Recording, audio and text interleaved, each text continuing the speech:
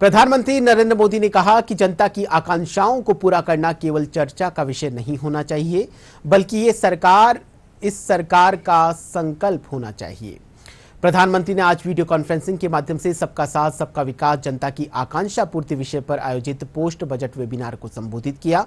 उन्होंने कहा कि शिक्षा, कौशल विकास, स्वास्थ्य, पर्यटन, खेल और संस्कृति कुछ ऐसे क्षेत्र हैं जो इन आकांक्षाओं को पूरा करने का माध्यम बनते हैं। प्रधानमंत्री ने कहा कि पिछले कुछ वर्षों में देश का स्वास्थ्य ढांचा मजबूत हुआ है।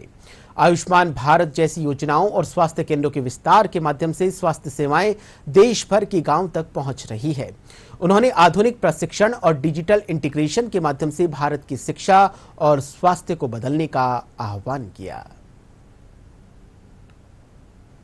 बजट घोषणाओं के इंप्लीमेंटेशन के लिए इन विषयों से जुड़े सभी एक्सपर्ट्स, पॉलिसी मेकर्स और स्कॉलर्स, एंटरप्रेन्योर्स और मेरे युवा साथी, आप सभी के विचार और सुझाव बहुत अहम है। मैं आप सभी का इस चौथे बजट वेबिनार के इस सत्र में स्वागत करता हूं, अभिनंदन करता हूं। साथियों, भारत आज प्रिवेंटिव और होलिस्टिक हेल्थ के लिए एक विशाल विजन पर काम कर रहा है। पिछले कुछ वर्षों में देश का हेल्थ इंफ्रास्ट्रक्चर मजबूत हुआ है। सैकड़ों जिलों में नए नए मेडिकल कॉलेज खुल गए हैं।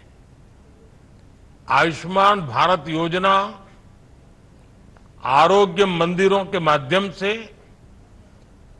स्वास्थ्य सेवाओं की पहुंच गांव गांव तक बढ़ाई गई है। हमारे योग और आयुर्वेद पूरी दुनिया में पॉपुलर हो रहे हैं। आप सभी इसके विभिन्न पहलुओं पर संवाद अवश्य करेंगे, लेकिन एक अहम विषय जिसका मैं जिक्र करना चाहूंगा वो है केयर इकोनॉमी। आने वाले दशक में देश में सीनियर सिटीजन्स की संख्या तेजी से बढ़ेगी। इसके अलावा आज वर्तमान में दुनिया के कई देशों में केयर गिवर्स की भारी मांग है। इसलिए अब हेल्थ सेक्टर में लाखों युवाओं के लिए नई स्किल आधारित रोजगार के नए अवसर तैयार हो रहे हैं। मैं इस वेबिनार में उपस्थित हेल्थ सेक्टर के एक्सपर्ट से आग्रह करूंगा वो नए ट्रेनिंग मॉडल्स और पार्टनरशिप विकसित करने पर सुझाव दें, ताकि देश में ट्रेनिंग इकोसिस्टम और ज्यादा मजबूत हो सके। साथियों, इसी से जुड़ा दूसरा विषय टेलीमेडिसिन का है।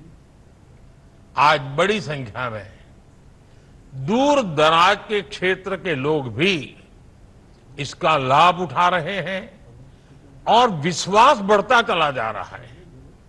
लेकिन मैं समझता हूं इसमें अब भी जागरूकता और सहजता बढ़ाए जाने की बहुत जरूरत है। साथियों, पिछले एक दशक में देश के माइंडसेट में एक बड़ा परिवर्तन आया है। आज गांव, कस्बा, शहर की सीमाओं से परे भारत का हर युवा कुछ नया करना चाहता है। उसमें कुछ कर गुजरने का जज्बा है। नई पीढ़ी का ये नया माइंडसेट देश की सबसे बड़ी ताकत है, उज्जवल भविष्य की सबसे बड़ी पूंजी है।